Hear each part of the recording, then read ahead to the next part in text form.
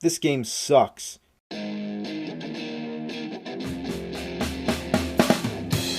He's gonna take you back to the past to play the games that suck. He'd rather have a buffalo take a diarrhea dump in his ear. He'd rather eat the rotten of a roadkill skunk and down it with beer. He's the angriest gamer you've ever heard. He's the angry Nintendo nerd. He's the angry Atari Sega nerd. He's the angry video game nerd.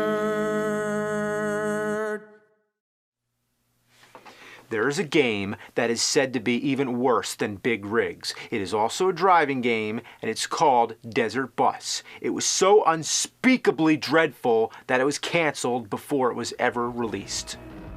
It was one of 6 games included in Penn Teller's Smoke and Mirrors for the Sega CD. That's right, Penn Teller were behind this.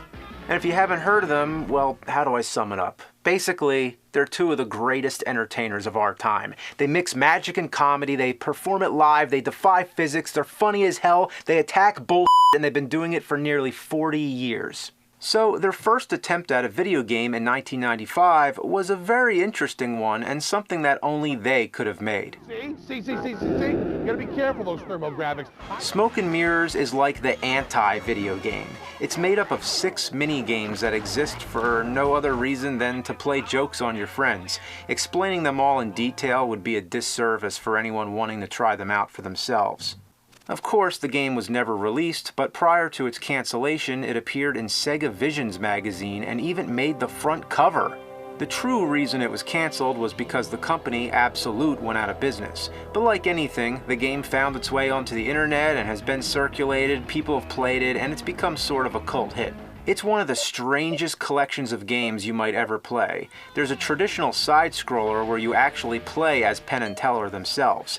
It's insanely frustrating to figure out what you're supposed to do, but it's hilarious just for the idea that they made their in-game characters so useless. There's a part where an enemy magician is throwing straitjackets at you, and you have to bounce them back using an umbrella. Trying to hit this guy is just as much of a trick as anything Penn and Teller have pulled off themselves. The straitjackets always bounce in the wrong direction. Oh, come on, that didn't count. Overall, the whole game is worth it just for the abundance of Penn and Teller clips. Watching these guys, you can't go wrong. Death move, death move, death move, death move, death move, death move. Kill him! Kill him! Kill him! But then there's Desert Bus. How bad could it be? Let's find out. From Tucson, Arizona to Las Vegas, Nevada. Are we going to Las Vegas to see a Penn and Teller show? I hope. Okay, I'm driving the bus.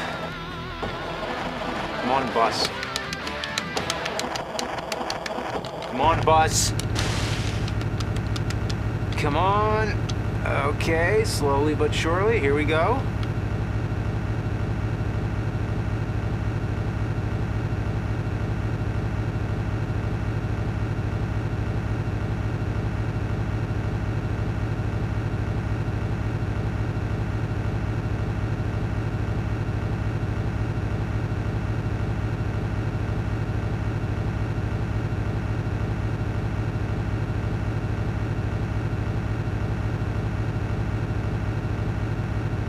This is the game.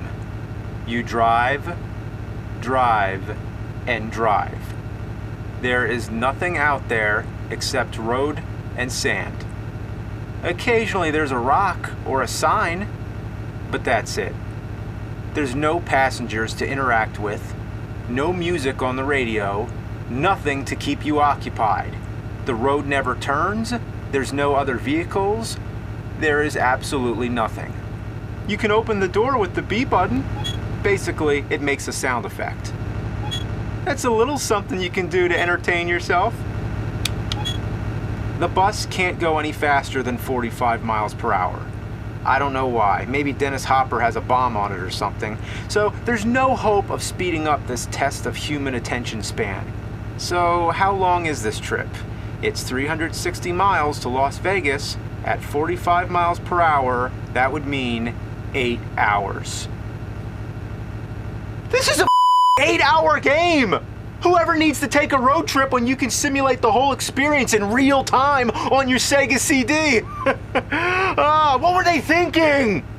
Well, this time we have an answer. Penn Teller make it clear right before the game starts that the whole joke was to make a game that's just like real life. Vera simulators, games stupefyingly like reality. I've read in various interviews with Penn that this was in response to all the controversies at the time about all the hyper-violent video games. So, instead of something imaginary and fun, here's the real-life mundane task of driving a bus for 8 hours! Well, if we're gonna do this, we're gonna need several bathroom breaks. Let's pause it. What? The start button blows the horn. There's no pause. You just have to keep driving. I wonder how many people have their pants while playing this. You can't even stop to get something to eat. The manual, and yes, there is a manual, says no, it's not an oversight. Does your life have a pause control? Oh. Oh. I'm driving.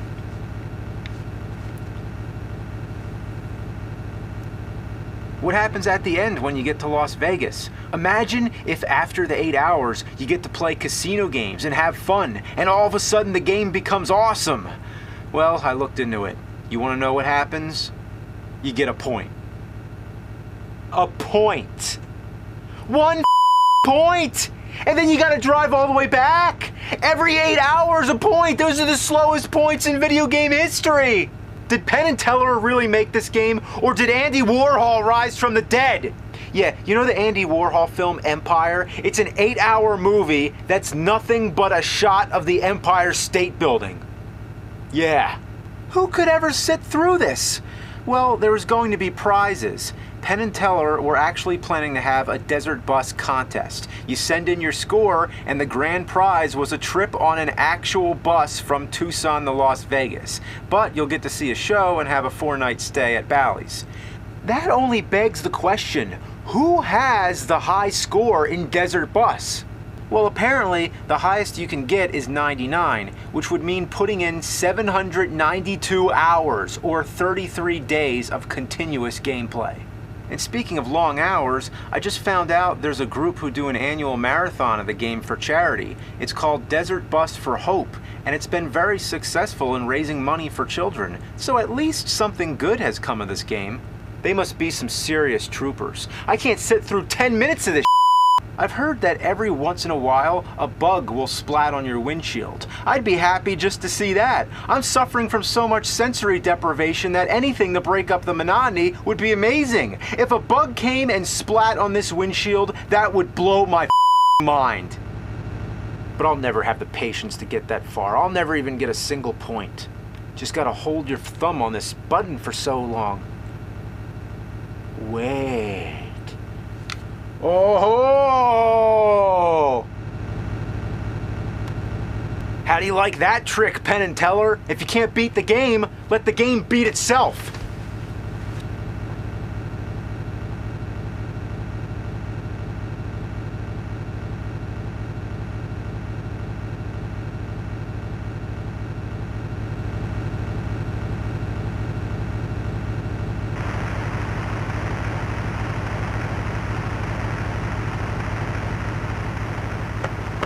What? It's stuck. The bus is stuck in the sand.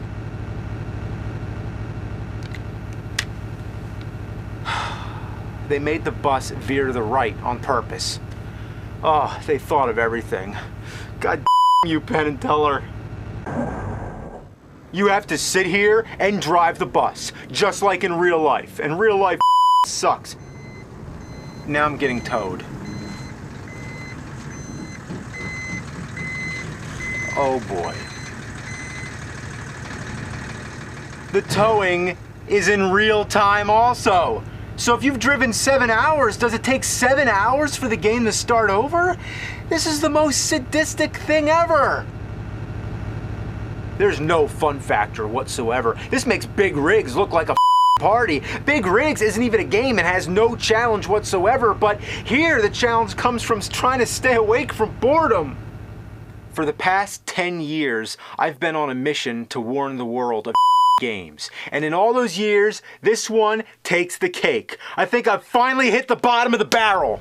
The fact that a game like this could come into existence and that people have played it and suffered through it and even adapted it into an Atari 2600 game means that I've failed.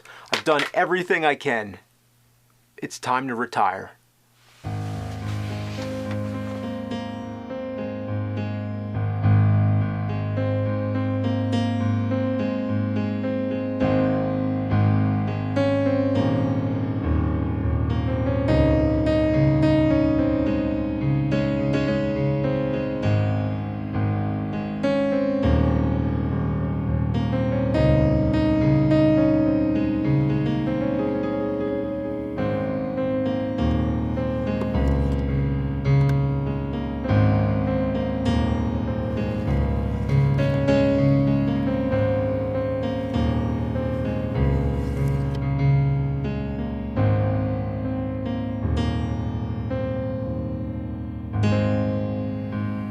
One more, for all time's sake.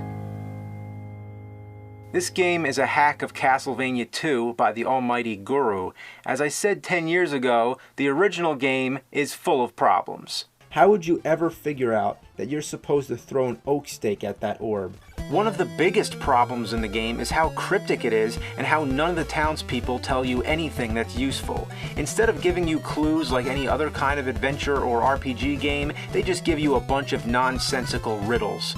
But here, in Castlevania 2 Redaction, we have real clues. Yeah, all the dialogue's been fixed, and now it actually makes sense. I can't believe that somebody's actually been trying to fix this shitload of But what about the day-to-night transitions? Why did they think that that would be a good idea and interrupt the gameplay? Did they think it would be more realistic? I mean, in real life, I don't have to stop in my tracks when the sun sets and a box doesn't pop up in the air.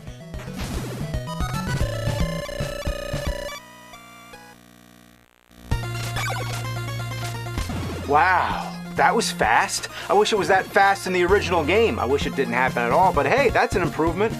In general, all the text moves a lot faster. I'm really digging the clues. It even tells me stuff I never even knew, like using Dracula's nail to take out blocks. I had no idea you could do that. He doesn't look anything like Dracula. Instead, he looks like a Grim Reaper. Even Dracula's face has been changed. It's still annoying how long it takes to collect hearts to buy stuff, and also those annoying invisible platforms are still there. But all these improvements are a good start. The most annoying cryptic thing of all is how it never tells you how to pass through the wall. Would you guess that you're supposed to pass through this wall? You need to have a red crystal selected and be kneeling down and wait a little while before this magic tornado comes and takes you to the next part of the game.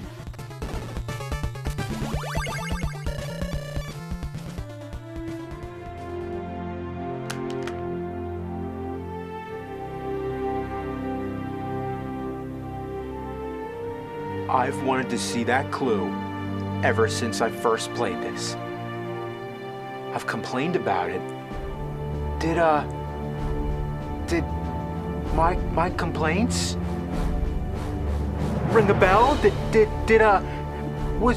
Has the word of the nerd been heard? Have I contributed to how we look back at bad games? I've done it. It's not in vain. There is no retirement. The show must go on. I must continue reviewing games because that's what the world needs.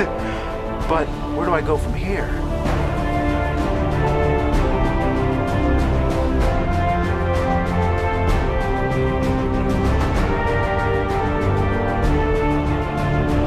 I've had so many adventures within these four walls. I need to take the adventure outside. I need to go do something bigger, something to top everything that I've already done. But how do I do that?